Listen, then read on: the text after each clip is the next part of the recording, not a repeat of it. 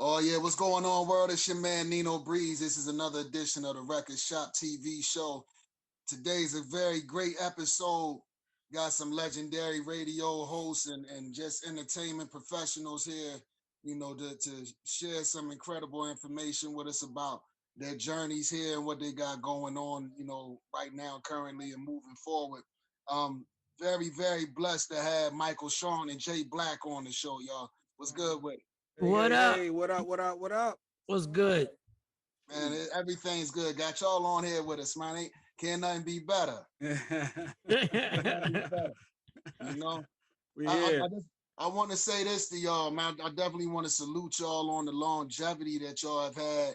I know I'm from Philly, the whole Philly, Jersey area, and I remember, back in the late '90s, early 2000s, you heard Michael Shawn and J.Black, and to still hear your name ringing bells now is a beautiful thing. I mean, so I salute y'all on that longevity, man. I appreciate you, dog. I appreciate their love. I got one skill set. I'll speak for myself. So thank God that I've been able to make a whole career how to talk. Am I allowed to curse on here? Okay, so no. So I want to make sure because I was just yeah. They might do the good bleeping real good. No, just being the one skill set, being able to talk that ish, and being able to make a career out of that. That's an amazing feat, and I owe God everything on that. No doubt. Yeah, and the same vibe, same exact vibe. But to stay relevant and be appreciated, is love. So yeah, so we're here, we're around, and we're appreciative. No doubt, that's what's up. Now, to be able to work with each other for so long, how do y'all keep that synergy, the way that it needs to be in order for y'all to be successful as a duo? Dog, I really didn't even know Jay when we started working together. I just saw him working with another radio show, and they got fired. Wow, yeah. And Jay was walking out. And I'm going to tell this story. I've told it a million times. Jay was walking out the building, and I knew the show that he was doing. I was like, how do they get those guests? Why do they keep getting athletes on there? Why do they keep doing these bits and all this other stuff? Why do I walk into that show and there's strippers in the studio? When I saw that, I was like, wait a second. I said, wait a second. How is he pulling this off? So then when he got fired, he was walking out, and I probably had a few drinks in me at the time. And I was like, yo, he was like, yeah, we just got fired, whatever. And I was like, yo, how about you produce my show? But all I can do is give you like $100 a week. And he was like, well, let me chill. You ain't doing for this a few story days. at justice. He ain't doing it at justice. Legit, when they fired Why? Listen, because when they fired me, I was still shocked. I had two roles at the station at the time. I was not only the producer for that show, I was also assistant music director. So I had like a yeah, you were. Yeah. So I'm like, wait, how I get fired from both if the show ain't doing good no more? I still am part of management. So I thought. So I was like, my mind was blown. So when they fired me, I literally sat outside of the building, like on this little stoop on the wall, thinking, how I'm going to tell my family I ain't got no gig. I'm literally just sitting there, don't know where I'm going to do, where I'm going to go. Mike come walking down at the park in his car, all happy, whistling. Life is great. And I'm sitting there like a little sad. I never even told this story on there. I'm sitting there like a little sad puppy dog. He's like, yo, what's wrong with you? I said, he just fired me. He was like, oh, well, I can pay you out my pocket. It's only $100, but it's better than nothing. And legit, like after that moment, I don't know how we were able to go back into the station. Like they fired me and they're like, he brought me back in that same building. How was that even possible, by the way, Mike? How did we even pull that off? Now I'm thinking back. That's still no, ignorance is bliss. I have no idea how. I just said, just come on in and do the night show. And it took him a few days. I forget it was a few days or maybe a week. And then he hit me back, and then he jumped in. And for the night show, just to show you how we mesh. For the night show, I did everything myself. I pressed every button. I edited every phone call. I had whatever the baller check-in at the time was or whatever. And I had just created stuff, and I had everything. So you never want anybody else to start pressing these buttons because you feel you know what you want to hear, what you want to do, the exact moment. Got the time. Slowly but surely, Jay was pressing a button. Then he pressed more buttons. Then all of a sudden, and then he was editing calls and he was editing this and that, and it sounded exactly the way I wanted it to sound. And before you know it, I wasn't pressing a button and he had taken total control of every sound effect that except when like the DJ spun, I would play like different things with it, but he took control of everything there from there. So once he got over the depression, and we all go through it, when you get fired, you got to go through that little depression, then you got to regroup. Once he regrouped and joined the show, it was like we had known each other for 15 years, and I can't explain why.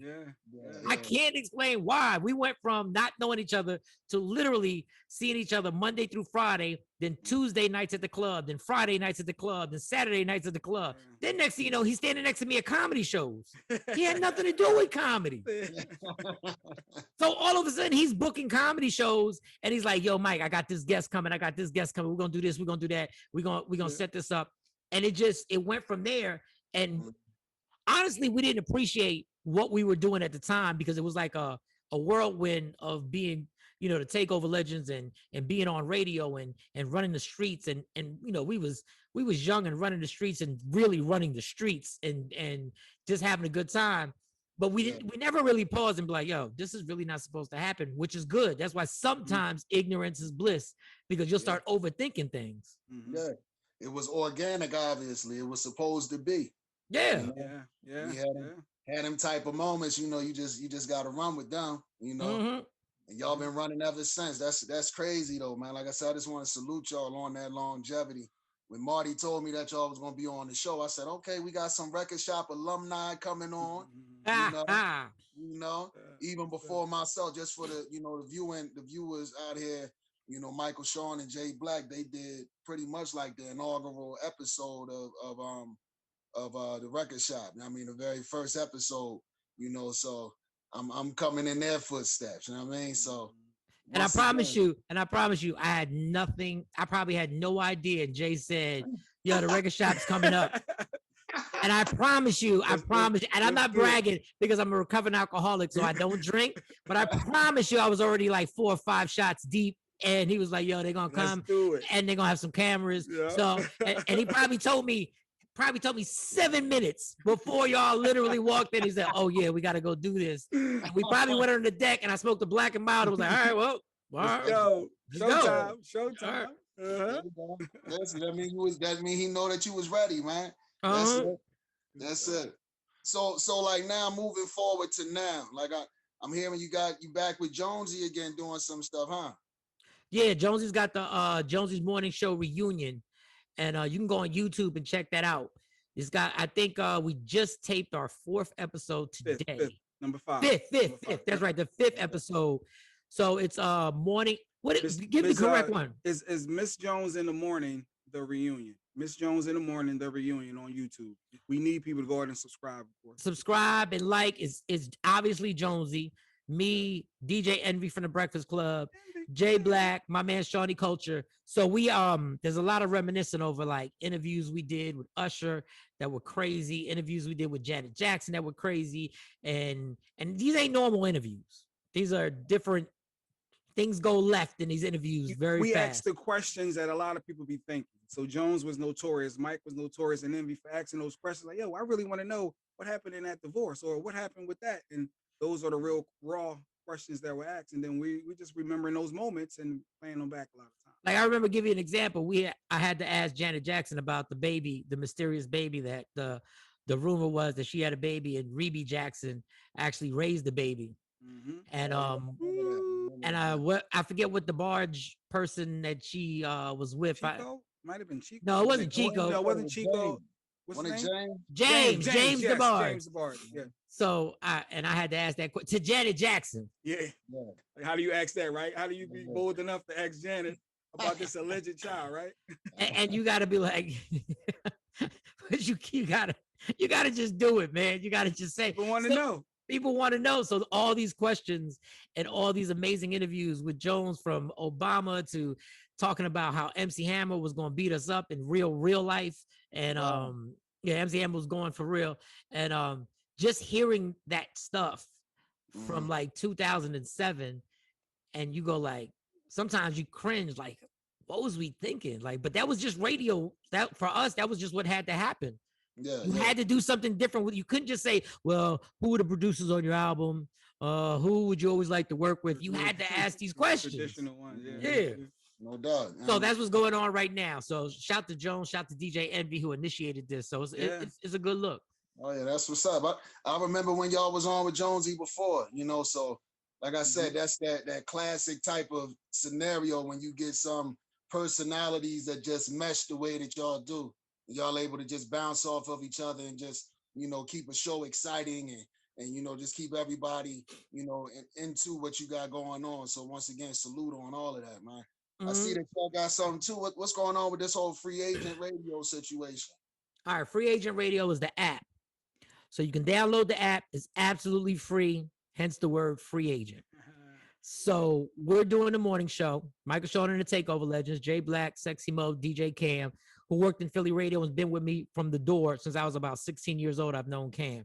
So we're doing the morning show, 6 a.m. to 10 a.m. On the East Coast, it's 7 a.m. So we'll just focus on the East Coast, 7 a.m. to 9 a.m., right? Correct, Jay? Yeah. Well, you can say 7 to 10. 7 to 10. Yeah. And basically, we're able to have a morning show where we don't have the restrictions of having a program director or anybody tell us what we can't talk about, what we shouldn't talk about, how long we should talk about it, and all that good stuff. So we get to really have a show the way we always wanted to have a show, which we kind of had that with the Takeover Legends on the night show in Philly in the beginning. But then people's hands started getting caught up in trying to change this and change that, and maybe you shouldn't do this, and maybe you shouldn't do that. So we're actually getting to do it where we create our own rules. So we get to entertain people, because I think everybody needs an escape right now. I think everybody needs a real escape where they turn something on, go into a job that they hate, which some people are. I'm blessed not to be one of those people. But so you get that escape and get to rock out with us, and you don't have to worry about, we're not getting caller number 9. I'm sorry. We're not getting caller. We're not getting caller number 9. No. We're probably not going to give you weather report. We're probably not going to give you the weather. Traffic either now. Yeah. We're not going to tell you. Yeah. You know the traffic. If you're in traffic, don't rely on us. Don't rely on us to get you through traffic. So, those things we're not going to do. And then our opinions aren't going to have to be catered to what a program director, and no diss to program directors, they got their own job to do too, but we get the free fall, we get to do our thing. You got more freedom with this one. Yeah, exactly. So more talking and less songs. So it'll be less songs, more of us engaging people and having real dialogue. Unless there's a real song that we really like and we ain't got to lie about liking it. Yeah. We ain't gotta tell you, the next hot joint from so and so. Fire. And then y'all cut it all the way down because you ain't trying to hear it the whole time. I got it. Yeah, exactly. Hey, listen, hold up. Hey, look, we're gonna take a quick break. We'll be back with a little bit more from Michael Shawn and J.Black, y'all. Record Shop TV. Yeah.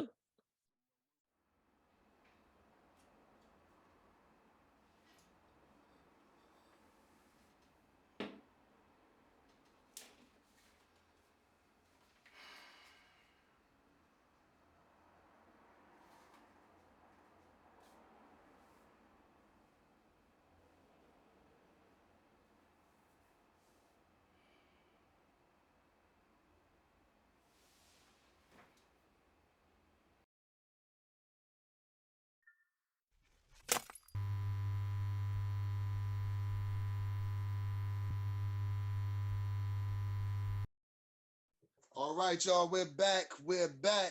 Record Shop TV, y'all. We got Michael Shawn and J.Black on here, y'all. Yeah. Yes, indeed. Yeah. All right, so it's this whole coronavirus situation. I know with the comedy and everything like that, all the live shows and all of that is a great part of what you do. How has that really affected you, and in what ways have you been able to kind of get around that and stay relevant and stay busy during this time? Man, listen, I'm gonna tell you the truth. I don't live in America. I live in Texas. That's a whole different beast. Right. That's a whole different beast in Texas. Yeah. Trust me. So they were shut down for a minute, but I don't go to strip clubs, but I follow people on the Instagram. Yeah. I'm gonna just tell you right now, The strip clubs are still popping in Texas, and there ain't no mask, and people are naked. So in Texas, I will say this: the comedy show that I have a comedy show coming March 11th for my birthday, and they have the dividers in between the tables, and the masks are in effect, and they've actually made it so that social distancing can still happen at the comedy club, but it's open. Like we open. Like I just, I've taken like 4 or 5 COVID tests, and so far, knock on wood, I've been good. But it's a lot different when I come back to Jersey and Philly and New York and everything like that. It's a lot different out there than it is here. So thank God we've still been able to do comedy, and all the comedians, all the big name comedians are coming out to Texas. Like they're hitting the Improvs, the Hyenas, like from D. Ray Davis to Coco Brown to everybody, Country Wayne, Just Hilarious. They're all coming through Texas and Atlanta, all the states that are still kind of open. Whether I agree or disagree with it, I'm just telling you what it is. So it hasn't really affected me, other than when I was working on radio. It showed everybody you ain't have to go to the studio to do the show. You just wake up and do what we're doing right now. Yeah. Same elements at the end of the day. Same element. Yeah. You bring in yourself. You bring your stuff and your personality, and I'm curious to see when COVID lifts, because obviously if you listen to the NBA, they're starting to let people in. I just watched the game, the Bucks and the Clippers, where it was 2,000 people allowed in. The Knicks in New York are starting to allow. I'm wondering what's going to be the adjustment when it opens back up. Are you going to get people to come back out or what? But I just want to see the change in that. And how hard are people going to come out? Like, are they really starving to come out? And I think they probably are.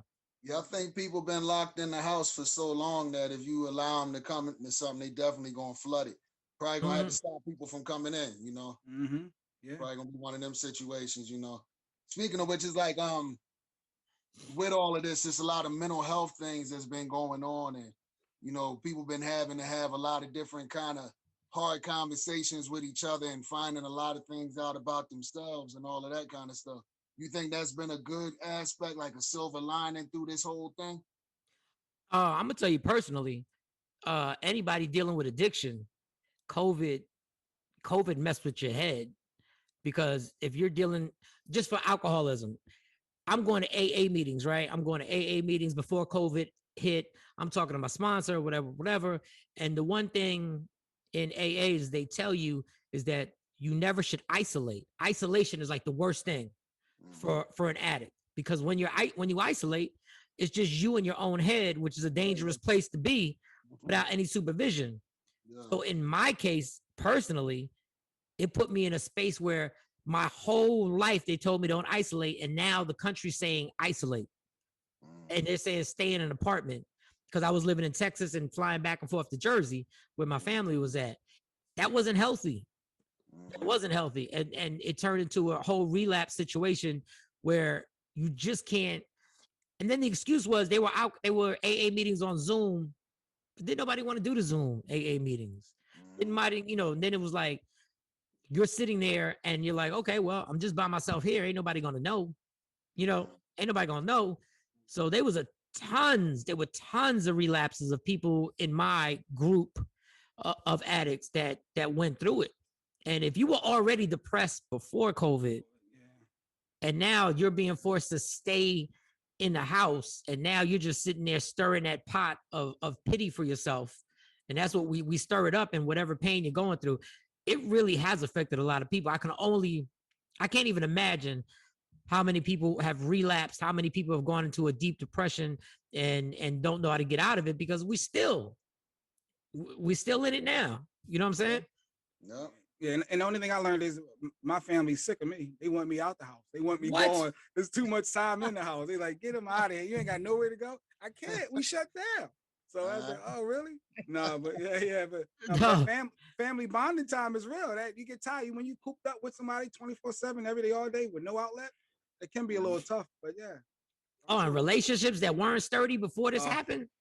Get it. And now you stuck in that person's face the whole time. Look, I tell you the craziest thing. My kids were doing the virtual schooling thing. I never thought I would have 3 daughters tell me, Dad, can we please go to school? I was like, y'all want to go to school? They were like, yeah, we just want to go to school. We want to socialize with people. and we still haven't sent them. But yeah, COVID is a man. And listen, if you did have a side chick, that ruined a lot of side chick situations. Oh yeah, for sure. Done deal. Done deal. You can't slide out the house. You can't slide out. Just come out and see me in the car for a minute. No. But some of these people were funny, like chicks talking about, nah, I'm not gonna risk my life for COVID. Girl, I've seen who you've been involved with. You've been risking your life. You've been risking your life for a long time. For a long, way before COVID. You've been risking your life since the early 2000s. Like, stop playing. You might as well come out here and catch this virus. That's the least of their worries, huh? The least of your worries, girl. You know, once again, the legendary Michael Shawn J.Black take over legends. You did. No, real talk. And we were blessed because I never thought I'd be saying this. And I've always told this story to some people. When we were rocking in Philly, when we were doing a night show, that was literally like the golden age of Philly for hip hop. Like, just think about, we were on the radio. AI was playing for the Sixers. Donovan McNabb was playing for the Eagles. And Allen Iverson, I say this in every city I go to. I've never seen a player turn out a city like AI turned out Philadelphia. Like, he was the biggest, he was probably one or two of the biggest stars in the NBA. And this dude would show up to your club on a weekly basis. Yeah. And this is the only dude I ever, and he probably don't even remember this. I got so drunk with AI. This is when I knew he was a different animal. We got so pissy drunk at Sweet 450. And I remember waking up the next day, and that's when NBC had the 12 o'clock games, the 12 o'clock NBA game. And I looked, and I'm still hurt. I'm hurt. And I'm looking at my TV going, and this dude is dropping 35 on the Raptors. How are you doing this? That's Drunken Monk style right there. He's playing just straight balling out. I sit there go like, yo, I don't think people understand. Like, he don't stop. Like, I almost think practice would have messed his game up. Like, I think practice and all that would have meant, like, he needed, like, this dude was running the streets and then running the NBA. And I said, you got to be kidding me. But think about it. Even at that moment, we had Rockefeller, which was really Philly. Yeah. I mean, no disrespect to Memphis Bleak, because Memphis Bleak is dope, and Jay-Z, obviously, and Dame Dash. But then the rest of Rockefeller was Philly. So you would have a nightclub that you were hosting, and AI would walk in with his squad, and the next person through the door was Beanie Siegel and his squad. Yeah. And these cats was getting on the mic and performing for free. Like, I was like, this is crazy. And forget about All-Star Weekend. That might have been the most legendary All-Star Weekend in Philly. I hosted a club, no lie, this is real talk. I hosted a club with Shaq. I remember that. And OJ Simpson. OJ, yep. What? I remember that. Yes. And OJ Simpson had white girls sitting on his lap taking pictures, and Shaq's drunk self was sitting there going like, y'all white women just don't learn. Y'all white women just don't learn. No, it was crazy. And we can't even forget the Roots. Like, I'm no disrespect. We had the Roots in the same city. It was legendary how the FU Center, where the Sixers played, it was called the FU Center back then. We broadcast live how he turned that place into a nightclub. Like, I've never seen one single athlete, and I don't even think he did it on purpose. I think AI was just being himself. But Philly was on fire. And if I didn't mention your name, I apologize. But it was crazy in the city at them days. There wasn't a club that wasn't fully packed. Yeah. Yep. Everything was popping back then. That's when you had Evolution, Brave New. Evolutions. Oh my God. Tony Rome out there on his bullhorn at Brave New, screaming everybody's name out coming through. Yes. Real talk. Yes. Good memories there. And let's not get it messed up. It was dangerous. Oh, it was. Club Fluid. You know what I mean? Club Fluid. During the week, I'd be at Club Fluid. Shout to Rich Medina and Cosmo.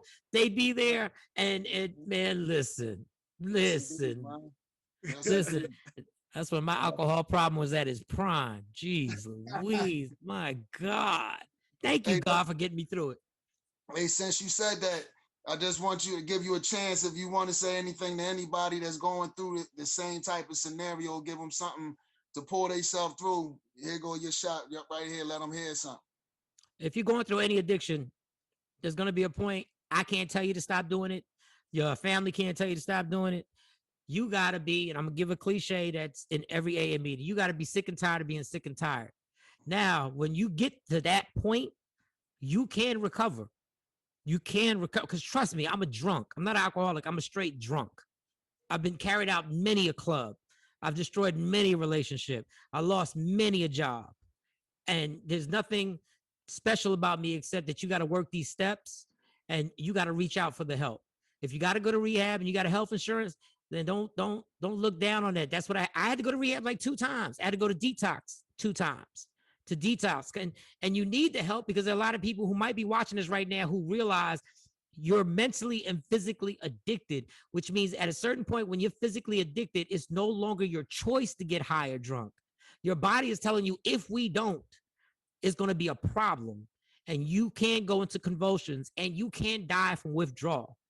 So reach out.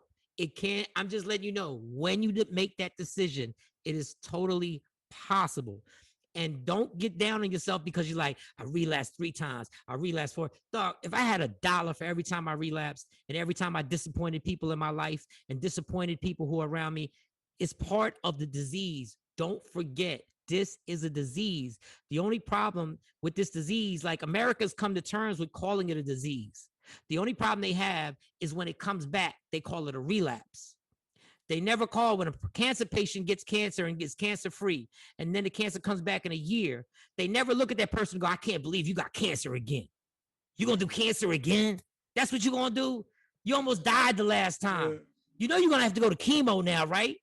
Well, that's how you're treated when you relapse. It's no longer disease. And you look at the person like, yeah, I thought it was a disease. Like it came back. And the disappointment. People, you can get through this, but you got to decide that enough is enough and you can't take this no more. No doubt, no doubt. That's what's up. Well, listen, with all that you shared, that's very important stuff. I hope everybody watching is paying attention and really take that to heart. You know, obviously it's always better when it comes from somebody who really knows. I mean, it's a honesty to that you know other folks may not be able to give you. I mean, so definitely take heed to what Mike was saying. You know, so Mike and Jay, what y'all got going on that you want to let the folks know about for the coming, let's say, the next 2 months or so? What should everybody know about? So just staying on top with the Miss Jones in the Morning, the reunion on YouTube. We need to support there. Of course, like you said, Mike Shawn Comedy on IG to keep up with Mike with the one man show.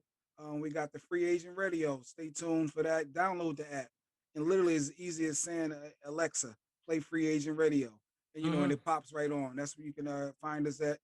And also, and of course, I just got into Alexa. Stop. I said her name. She started playing stuff.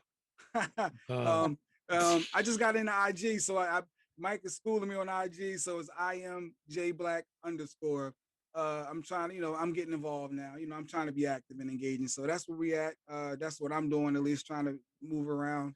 And we just need the support. J.Black's the only person that went from MySpace to Instagram. That's what I'm saying. I don't get it. Page, huh? he went from Tom to repost, and he's my brother. So please go follow him. He's my brother. Yeah, I'm building. I thought he was gonna be the person that just doesn't mess with Instagram. He was gonna be like that forever. But then all of a sudden he got the itch. And once you get on Instagram, it's like that's it. Now he wants me to make a video and like, you'll send your followers to my dog. In 2021, you started Instagram.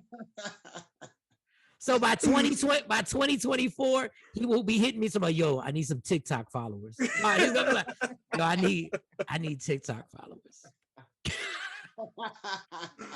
Go follow him. Go follow him. Go follow him. Oh man, that's funny. Oh boy. Look, man. Listen, we appreciate y'all being on the show, man. Once again, Record Shop alumni. Yeah. First Record Shop show y'all hosted. I'm glad I was able to come up behind y'all and, you know, take and keep it running, you know. And once again, salute y'all on the longevity. We're gonna be supporting anything y'all got going on coming up, man. Make sure everybody y'all go, support.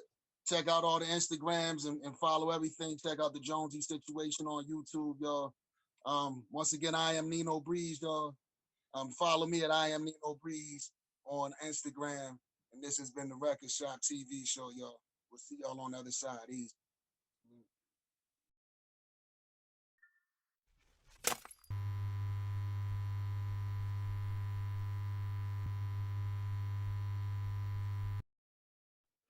Hey, what's up, everybody? This is Persia Sam. Ow! Here on Record Shop TV. And what we like to do here is to bring on very distinguished, well-rounded people. And I am so honored today to actually be interviewing this woman. You know, a lot of people talk about triple threats. This woman is like a quadruple octagon threat. I don't even know what you would call it, but she has so many skills and talents that she has honed over the years. She started out as a painter, then became a makeup artist, then became a hairstylist, just because it all went together. She's also been on multiple amount of shows. She's the woman known as the woman with the platinum hair, and now she's actually producing some of her own projects now. So with that said, I am introducing to you the wonderful, beautiful woman, Denise Armstrong. To make a change and especially in entertainment, and a woman that has so much experience as you do have to wear a lot of hats. So I do want to ask, as far as what was the first thing that you started with, and was it obviously a makeup artist, so I'm going to just assume that probably was the first thing, but were you playing with makeup when you're like 5 years old, or was it something that happened later on? Do you know what actually happened is I am an artist, so I love painting and I love drawing. I love a lot of things with pencil. And so when I went to school, I went to school to be an illustrator, but it was fashion design. This is telling my age. This is back with Calvin Klein time and Willie Smith time situation. And so I did not like the construction part, the design part, the sewing part. I wanted the drawing part. So when I came out of school to illustrate, everything had turned to photography. So I couldn't get any work. So someone said to me, if you can draw on a canvas, then you can draw a face. Why don't you start working as a makeup artist? So there was a company called Barbara Walden, which was a Black makeup company that was competing with a white company called Floyd Roberts. And everybody was buying Floyd Roberts makeup thinking it was Black, but it wasn't. But a lot of people were buying it because of the colors. So I started working with Barbara Walden, and she was the first Black company to go into Bloomingdale's as far as the makeup is concerned. So I would take every face and make it a canvas. And someone saw me do something for Fashion Fair Cosmetics, Fashion Fair, the Fashion Fair fashion line. They saw me. But fashion isn't. Fashion Fair was Ebony. Yes. Fashion Fair was Ebony with Johnson and Johnson, and Johnson Ebony magazine. Ebony and Jet was Fashion Fair, but they used to do Fashion Fair just for the Fashion Fair models that they used to have that troupe. I know I'm telling a lot of stuff that people will probably. No, I enjoy it. Please tell me, because I don't know. So that troupe came out, and so we started doing makeup for the fashion troupe, and Mrs. Johnson was over the troops. And people started coming to the fashion shows. All the sororities would go to the fashion shows, Ebony fashion show. And somebody said, what about that makeup? So they took the makeup that were used on the models and put it into a line. And that's how you came up with Fashion Fair Cosmetics. Yes, okay. And so I started working in science and technology, working with them, started traveling with them, started doing all the models. And then it got into the stores. So it got into the stores faster than people expected it. And that's how the makeup artist situation came. Because I figured if I can draw on a canvas, I can draw on a face. So that's actually how I started doing it. So you basically were creating like the faces, like how Mac does it, because they're really big on showing. Exactly. Exactly. We had a whole troupe, and we traveled all over, and it took us, Paris, London, France, Haute Couture, because all the fashions through Ebony Fashion Fair. So it was just an opportunity to learn. And what happened is we put the makeup line into Macy's Herald Square, and I was working. People would line up around the corner to get their makeup done. And I was tired one day, and Macy's has that inner circle. And I was tired, and I got a phone call, and somebody said, excuse me, Aretha Franklin is on the phone. And I said, yeah, right. And I looked up, like, whatever. Yeah, and you know how Macy's Herald Squares has those balconies. So I looked up, and she waved, and her assistant waved, and I was like, oh my God. And she was there she was going to Roxbury Music Theater, and she was going to play. She was opening with Frank Sinatra, and she said, could you do my makeup? I'll send a car for you. And I was like, I can. Of course. I mean, and so what was that experience like doing Aretha Franklin's makeup, and how long did you do her makeup, or you just did it for that day? You know what? The experience was absolutely amazing. And because they tell me how much of a diva she is. They tell me how much of a diva she is. But she wasn't. I don't, the time that I worked with her, she was small in stature. She was dating a gentleman by the name of Ken Cunningham, which was a photographer. He was a vegan. She was a vegan. She had slendered down. She had slendered down. And the thing about what happened was I went to do her makeup, but her hairstylist didn't show up. But I could do hair too.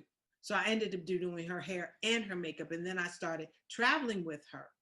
And the thing about it that was so amazing is she's just straight to the point. She knows exactly what she wants. And she's going to give 100. So she expects you to give 100. So 100. I never had any issues with her. And at that time, we did the Black Music Awards, which a lot of people didn't understand. That was Merv Griffin. Merv Griffin started the Black Music Awards.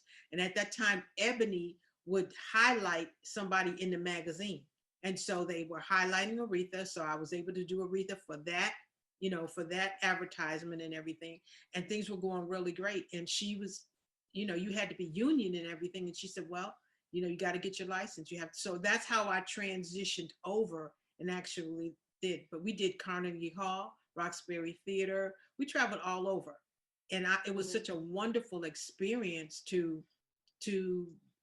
watch this woman just open her mouth, and there's no effort. The music just came out, So, and she just, I had no complaints about working with Miss Franklin at all. Yeah. Well, that's cool. Yeah. I actually hear it more from the men, so maybe it's a little thing there. Yeah, well, but I don't know. I just went in and did my job. I was very focused because I was a mom and I had my sons to raise. So I went in and did my job. The music industry and the entertainment industry, it is what it is, but it's how you decide to present yourself. And I was there to do it. She let people know when people would say, well, who was that? She'd let you know, none of your business. That's not what you're here for. So she's here to do this, so that's exactly what I did. And so it wasn't, it didn't last a long time because unfortunately I went through a divorce and she had to go on the road. And at that time her dad had taken ill, and so she wanted to go back and check on her dad a lot. And, her heart, her family is her heart. And she's just no nonsense, very business. And I have a great memory of her. Yeah. And obviously once you do Aretha Franklin's makeup, it's just skyrocketing. I mean, but to hear, to go to Carnegie Hall, to go to things, and it's really, I think people don't understand. When I was working with Miss Franklin, I remember we going to do the sound check, and I remember the security guy telling me I had to go around to the back. I was not allowed to enter into the front. Wow. And I think people talk about racism and different things like that. They don't really understand. But really at that time, still in the 80s, early 80s, people were still doing that sort of thing. And I have a situation. I had a situation where Ms. Franklin was let out. She was let out to go in. She's waiting for me. And the guy's telling her that, well, you know, she'll enter from the back. And she's like, no, she won't. She'll enter from the front. I mean, that's the way she handled her business. And so I entered to the front. Yeah. Yeah. And see, since I perform, we always enter through the back because you have to bring in the equipment. So that's like nothing, you know what I mean? Yeah. But I understand at that time, especially that probably was like transitioning time with everything that Yes. was happening into now. Right. Exactly. Mm-hmm. But now it's like, no offense, it's like, where's the back? You actually looking for the back. Yeah. Like you feel special now if you go to the back, you know? Yeah. Yeah. It's but totally different. But during that time, you know, first of all, we used to have to circle. Oh my God, we used to have to circle so long for people to stop following the car, you know, so that she could get in, you know. And so yeah, the guys they went in the back and all that, but she came through the, you know, she came through the front. But this was for an event, or this was just to go out? Is that what you're saying? This was for the event. She was playing at Carnegie Hall. Yeah. Okay. Yeah. It was New Year's Eve, and there was a gentleman by the name of Guy Lombardo, and he used to do all the big old bands. I know I'm dating myself. He used to do all the old bands on New Year's Eve celebration. It was a big thing, and it would be televised, and she was doing it with him. Mm-hmm. Okay. Yeah. So, you know, let's talk about some of your appearances. We have here your appearances on Greenleaf, Containment TV shows, Cardinal Rule, Irby Kirby, award-winning short films, and the list pretty much goes on. How did you enjoy acting, or were you acting, or did you? I started out, you know, with the hair and the makeup and the costume. I started out behind the scenes, finding out how everything is done, because I'm just like that. I'm not a person that wants to be out front. And someone just in a acting class, I was putting together a play, and some parents got upset, so they snatched kids from the play, and so I ended up having to jump in there. And as I got in there, somebody said, oh, you know, you really should be doing this. And I was like, no, I like to be on the back. So that whole transition of getting everybody ready, coiffed, looking gorgeous, lights, action, start, that's where I was comfortable from. And they said, no, the way you're teaching this, you should be up front. And so that's basically how I ended up being back in the industry, because my husband had overheard a conversation, and he said, oh, no. You're going back. You're going back. Mm-hmm. So I went back, and it's been an amazing situation. I sat myself down immediately into teachers, getting with amazing coaches, because you don't want to walk in there not knowing what you are actually doing. And did you decide to get the coaches and get serious once you got that first check? Oh, I didn't get a check for a long time. In fact, I went with a coach, and I went through classes for a year, almost 2 years before I actually booked something. Oh, okay. So when people think it's going to happen, it doesn't always just happen.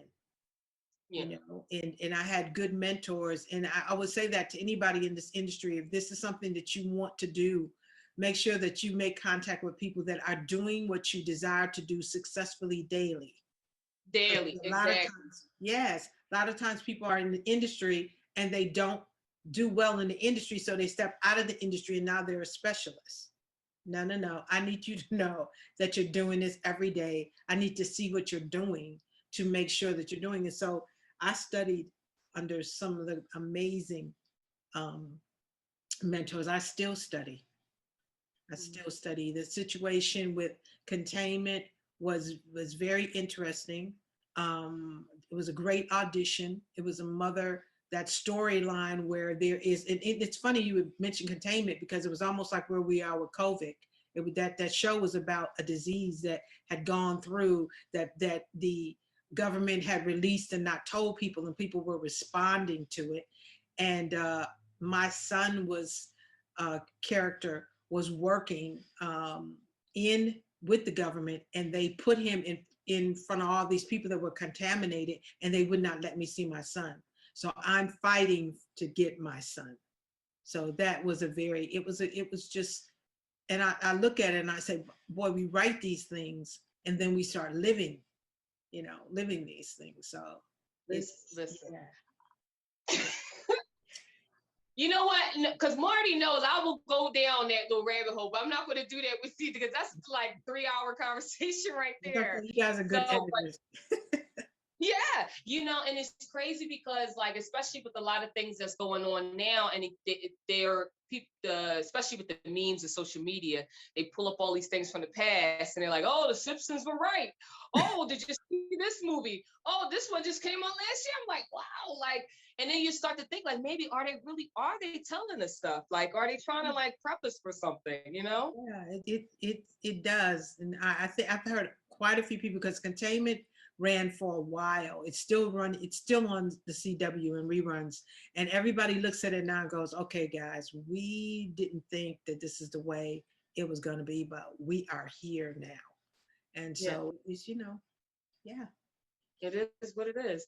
And shouts out to Craig Smith and Leah May Ling, because they pretty much watch Greenleaf on it like faithfully, so I'm sure that they're going to enjoy this interview when I show it to them. They're like, oh my God, so yes, they pretty much binge watch Greenleaf, and they're totally into awesome. it. So that's awesome.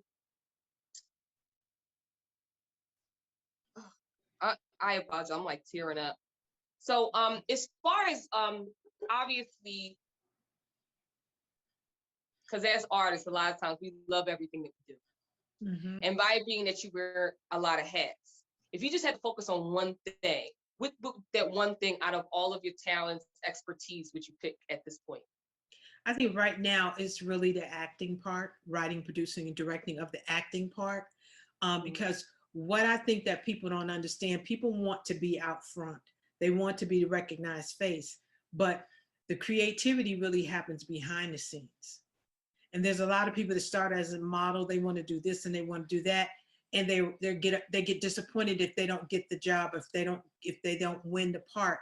But if you're writing the part, or you're developing the part, or you're shooting the part, or you're doing like you, or you hosting the part, you're going to work more than, oh, now I got to get that part. So even though I've been blessed to be, on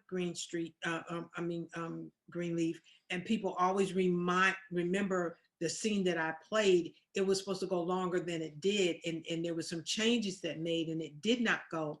But the scene that was there, people keep all the time, and they bring it back all the time, and they go, oh my God, that's the lady with the platinum hair. So that's what I get now. I'm the lady with the platinum hair, even with even with Containment, it's that lady with the platinum hair, and even in other things that have been done, it's the hair that becomes the contact that people want to deal with.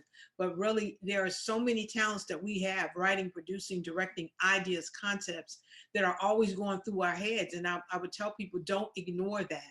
Write that thing down. Don't say, I'm like, even as far as singing is concerned, don't think you're going to remember that line. Just take your phone and sing into it, because that's your creative juices. And as us being in this industry, we have to flow when it's flowing, because there's a time when there's nothing. And so I think that I would tell anybody, out of everything that I've done, the moment that I'm in right now, to be able to actually do my own content, to be able to actually work with writers and producers, to be able to sit behind the scenes. And even if I'm the gopher, I'm going to get this, or I'm going to get that. It's what I'm learning on the journey to go get this, to go get that. So I don't take any, I try to stay teachable and coachable. And that's what I would say. If there's something you want to do, and in your heart you want to do it, you can't shake it off. And I call it that ooh moment. You would do it, ooh, ooh, ooh, ooh. If nobody paid you, I would say that's it. So now take that. So when you're talking about younger kids, if you see that in your child, develop it. Don't quench it. We got kids that are like this, and we're telling them to shut up and sit down, and we just give you a pill. Or give you a pill, something, right? Like, why? Yeah, just say like, okay, hold on, sweetheart. What were you saying? And then tell them, we're going to talk right now. We're not going to talk. But that's probably the next producer, the next journalist, the next host. So let's find out if we can tap into our younger people now and work on that. Oh, we're unstoppable.